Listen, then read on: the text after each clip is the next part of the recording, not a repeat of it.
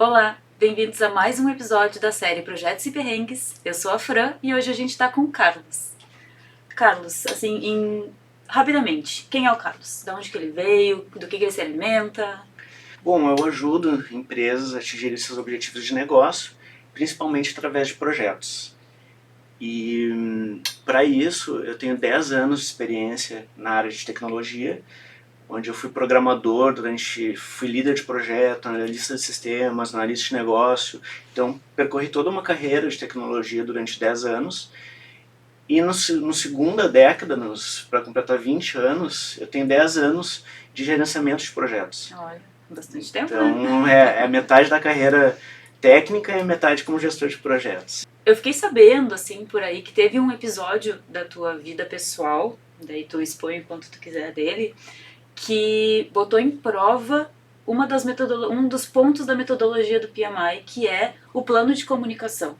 Bom, Fran, primeiro, para te responder essa pergunta, eu preciso contextualizar como estavam ocorrendo meus projetos. Então, eu gerenciava um projeto em Nova York, outro projeto na Inglaterra, outro projeto no Brasil para uma grande marca de carros aqui, e todos os projetos estavam em execução, em pleno momento de entrega, os milestones acontecendo, o roadmap do projeto já feito. Então, pelo menos a primeira parte já tinha ido. Então, assim, os projetos estavam todos rodando em execução. E o plano de comunicação era diferente para cada cultura que eu trabalhava. Então, isso é muito importante, porque quando você trabalha com os Estados Unidos, Inglaterra, eles trabalham de uma forma diferente que o Brasil. Então, aqui eu fazia reuniões diárias, daily meetings com o time de desenvolvimento, com a galera que estava fazendo, com o time. E para os gestores, eu mantinha um status semanal, status reports do que estava acontecendo, andamento das coisas. Isso era muito importante para o exterior. Nova York, Inglaterra, eles precisavam saber tudo o que está acontecendo, se de uma semana para outra as coisas estavam andando. Com uma equipe remota ainda, né? Uma equipe remota. E eu mantinha uma proximidade muito grande com os team leaders, do team leader técnico e o líder do criativo também, e meus próprios gestores. Então eles sabiam tudo o que estava acontecendo no projeto. Ok, então plano de comunicação acontecendo, milestones ocorrendo também, projetos em execução. E a gente sempre escuta, né, Fran, que alguma pessoa do projeto pode faltar. E o que a gente orienta? Bom, vamos documentar tudo, deixar tudo bem documentado, os desenvolvedores anotarem o código para poder ser feita uma engenharia reversa eventualmente. Nós, como líderes de projetos, manter o cronograma, todos os artefatos atualizados. Ok, e qual foi meu perrengue? O meu perrengue é que aconteceu essa falta comigo mesmo. Eu vinha com os projetos a pleno vapor em execução, em voo de cruzeiro, quando num fim de semana eu sofri um acidente de carro e fiquei 2 meses fora da empresa. Meu Deus. Gente, vocês imaginam o perrengue, porque os projetos estavam todos acontecendo e eu simplesmente desliguei o plug e voltei 2 meses depois. Sim, imagina. Então foi durante esse período que eu estive fora, momentos meus que eu já estava lúcido, já estava bem, eu fiquei super preocupado. Gente, e aí, como é que estão os projetos? Como é que estão as frentes dos projetos? Tinham diversas frentes. E para minha felicidade, quando eu voltei, eu pude verificar que os projetos todos estavam em execução. Os projetos, tanto no exterior quanto os projetos no Brasil, continuaram em execução. Então, eu quero agradecer ao time, aos gestores que me substituíram naquela época. Vocês fizeram um trabalho excelente, vocês são muito fera. Mas, assim, eu fiquei surpreso primeiro pela capacidade das pessoas em pegar aquilo e continuar. Mas eu também pude verificar na prática aquele meu argumento, vamos deixar as coisas documentadas, vamos manter o status report, sabe aquela coisa que parece que não tem... Que a gente é sempre o chato que cobra, né? Atualiza o ticket, atualiza o status, né? Ninguém nunca dá bola pra isso. Parece que não tem tanta importância, mas ali eu tive uma lição, porque eu voltei e estava tudo acontecendo. Então pensa bem, se você é uma pessoa técnica e você quer entender do projeto, você vai fazer uma engenharia reversa, vai entrar nos tickets, vai ler os comentários, vai entrar numa wiki eventualmente do projeto, você vai entrar em todos os artefatos. Sim.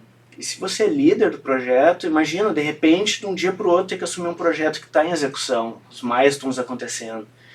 Então, assim, você tem que, no mínimo, ter o status bem documentado, as daily meets acontecendo, reuniões importantes registradas por e-mail. Você não sabe no momento que você vai precisar. Então eu percebi, nada como uma prática para perceber, né, Fran? Sim. Eu percebi que não era simplesmente aquele trabalho maçante de atualizar as coisas, mas aquilo é importante para algo maior, é importante para a equipe, para o time. O gestor de projetos, ele não é o dono do projeto, ele está ali para o time. Ele é o representante do projeto, né? Ele está ali para fortalecer o time. Então, quanto mais você deixar as coisas atualizadas, o plano de comunicação, os artefatos todos corretos, o time vai estar fortalecido, porque eventualmente na sua falta que você nunca pensa. É verdade. Eu nunca achei que eu ia faltar um projeto, poxa, ainda mais um acidente de carro. Eu jovem, saudável. Nunca. 2 meses. E então, assim, é suficiente pra gente entregar um projeto ou não, né? Sim, 2 meses ocorrem projetos, né? E eu tinha os milestones já programados com o cliente. Então, aí ainda cliente de fora, vai explicar. Vai explicar para Nova York, para Inglaterra, que pô, o Brasil atrasou. Não, é difícil. Então, assim, esse foi o meu perrengue e onde eu pude perceber que com técnicas de gerenciamento de projetos as coisas andaram, né? Andaram mesmo com a minha ausência. Mas é importante também a gente entender, não adianta a gente seguir, né, a metodologia, digamos assim, e ter... lá quando eu fiz o meu trabalho de escopo, né, de plano de projeto, fiz o meu plano de gerenciamento de comunicação, mas a minha equipe não compra, né? É complexo. Aí vem uma questão importante, Fran, que eu penso, até numa linha já de, para quem está começando o gerenciamento de projetos, que a gestão de stakeholders ou o relacionamento com as pessoas é muito importante. É muito importante. Se eu posso dizer que isso fez uma grande diferença para mim, foi esse ponto. Porque diariamente eu conversava com as pessoas, diariamente eu fazia reuniões, compartilhava a timeline do projeto, o que estava acontecendo. Então as minhas dores eu não guardava para mim. Eu sempre trazia a equipe junto para junto comigo achar uma solução. Então essa relação criou um sentimento de dono nas pessoas. Então o team building ocorreu durante o projeto inteiro, eu creio que ele vai acontecendo. Tu faz um trabalho inicial de team vai building, ter que ir conectando, mas né? ele vai, as pecinhas vão se encaixando, as pessoas vão sentando nas suas cadeiras, e eu fiz questão sempre de compartilhar, então cada pessoa ficava com aquela garra, aquela vontade de entregar, então o time entendia que uma daily meeting não era uma reunião minha, não era uma reunião de status, mas sim uma reunião do time, que eles tinham que conversar entre si para resolver as coisas. Então esse relacionamento eu acho muito importante, sabe, no projeto. É muito porque você não pode simplesmente sentar, fazer seu trabalho de gerente de projetos e achar que as coisas vão acontecer. Porque um projeto é feito por pessoas. E eu sempre acreditei e vou defender para que eu acredito que a garra e a vontade das pessoas é o que faz a diferença. Com certeza, com certeza. Eu me sinto, assim, vencendo na vida quando a daily passa para um momento de troca de experiência e de problemas e não mais um momento de reporte para o PM. Né? Então, assim, quando as pessoas começam a entender que aquele é o nosso momento de conexão entre todas as frentes do projeto, eu penso, esse projeto está ganho. Daí tem os perrengues que a gente vai passando, né? Mas é ali que eu acho que a gente valida o team building, a gente valida o plano, a gente valida as expectativas, né? A garra das pessoas, como tu mesmo falou, eu acho que isso é muito importante. Não é à toa que a gente tem uma metodologia por trás, né? Assim, a gente bate bastante nisso. Até no nosso último episódio a Estela comentou um pouquinho que o conhecimento empírico ele é muito bom, né? A prática ela funciona muito, mas tu ter um validador por trás, uma metodologia, um estudo, às vezes tu não sabe para onde correr, e daí tu tem a base que fala, cara, é esse ponto. Aqui estão o PMI entrega inclusive os templates, né? Aqui o template para comunicação, aqui o template para escopo de trabalho. Então não tem por que a gente não seguir, não tem por que a gente não compartilhar e não tentar crescer cada vez mais em conjunto. Que dica tu daria para uma pessoa que é um gerente de projeto ou que tem que largar um projeto por um problema que teve, ou até mesmo assumir um projeto no meio? Porque às vezes a gente é alocado para um projeto que já começou e não sabe para onde correr, né? Então, que dica tu daria para essa pessoa que um projeto que está no meio, o que ele precisa ter? Como que ele precisa começar e ou que se não começou do jeito certo, como que a gente consegue acomodar essas melancias, digamos assim? Bom, eu vejo que são duas situações bem distintas, embora pareçam semelhantes, que é você estar tocando um projeto e para, ou você assumir um projeto, né? São duas situações diferentes. Então, quando você está tocando um projeto, eu aprendi, eu gosto de fortalecer, eu aprendi porque a gente sempre acha que documentação, status, é algo que não é diretamente o entregável do projeto, então às vezes a gente não dá aquela importância. Mas é extremamente importante, essa é uma dica que eu dou, porque eu passei por isso, claro, fica mais fácil para mim entender, mas para quem está começando, mantenha todo o status do seu projeto atualizado, todos os artefatos, se comunique com o seu time. Então a gente não pode partir do pressuposto que as pessoas sabem o que está acontecendo. A gente tem que conversar com as pessoas. Então eu fazia questão de ter certeza, eu fazia double check, eu batia com o líder das outras áreas. Gente, é isso que está acontecendo? Sabe que até me tornava chato às vezes, porque, cara, é isso mesmo que a Cadu, eu já falei que é cards, é isso. Então, para ter certeza.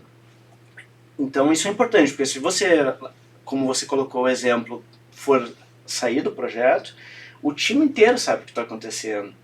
Então eu já conecto isso com a segunda parte da pergunta. Porque quem assumir, e aí se fosse eu assumindo esse projeto, quando o time sabe o que está acontecendo, né? Quando o time sabe o que está acontecendo, isso facilita muito para o gerente de projetos. Tem suporte, né? Porque a dica que eu dou para quem está começando e está assumindo o projeto em andamento, e eu passei por alguns já, né, de outros exemplos, já passei por alguns, a dica é não ache as coisas, você tem que perguntar as coisas. Então pergunte pro time, faça assessment na empresa, realmente estresse as coisas que você acha que sabe, porque você pode achar que está sabendo uma coisa errada. E normalmente é errado. Normalmente a gente nunca tem a visão certa das coisas. Normalmente porque a gente tem uma questão cultural de minimizar ou facilitar as coisas, né? Então se eu for perguntar para ti sobre um projeto, tu vai me explicar, eu acho que eu estou entendendo. Mas se eu for conversar com o líder técnico, ele pode me mostrar um abacaxi enorme que pode vir a derrubar o projeto.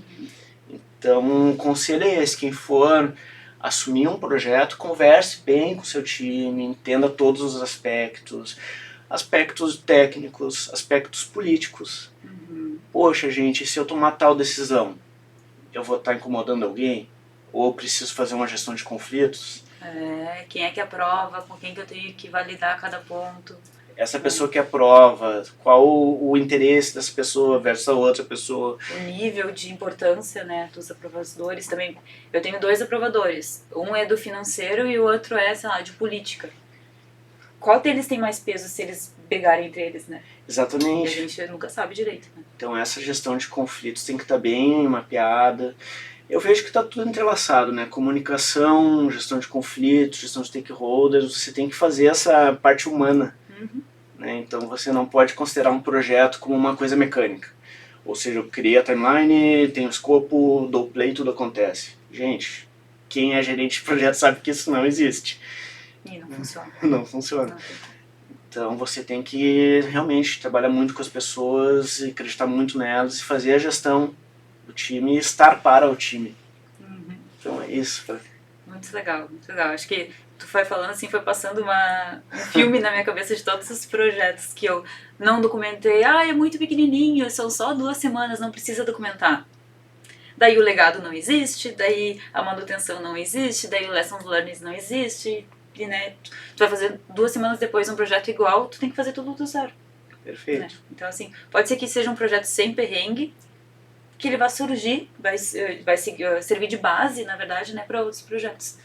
Muito legal mesmo. Acho que foi muito importante assim, a gente mostrar que a gente tem que ter o nosso não entregável palpável para o cliente, né, que faz parte também do entregável. E não tem nada melhor que tu entregar um projeto para o cliente dizendo assim, cara, esse aqui é o teu projeto e olha toda a documentação dele. Né? Isso mostra um comprometimento teu como gerente de projeto com a excelência do projeto como um todo. Né? Eu acho que cada vez mais o profissional de o PM que se diferencia no mercado é esse, que não se preocupa só com o dinheirinho que o cliente vai trazer, mas com a experiência que tu está levando para aquele cliente, né? É isso que vai fazer ele querer te contratar de novo ou não. É qualidade na gestão, né, Fran? Justamente. E isso gera uma confiança também, que eu acho super importante no time. Porque quando o time percebe, você lidera também, eu acredito, por exemplo. Então, se você está liderando, fazendo seus artefatos, documentando, o seu time vai olhar e vai dizer, poxa, que legal, também vou fazer isso no meu código, vou fazer isso na minha parte. Muito obrigada pela tua presença. A gente espera que a gente consiga ainda compartilhar muitos outros momentos profissionais também, né? A gente já teve alguns contatos profissionais. Se vocês gostaram, nos contem, curtam, compartilhem, sigam o nosso canal, nos sigam no Instagram, comentem bastante os seus projetos, os seus perrengues, se vocês já se acidentaram e ficaram abduzidos por 2 meses ou não. E a gente vai falando. Até o próximo episódio. Obrigado, tchau, tchau.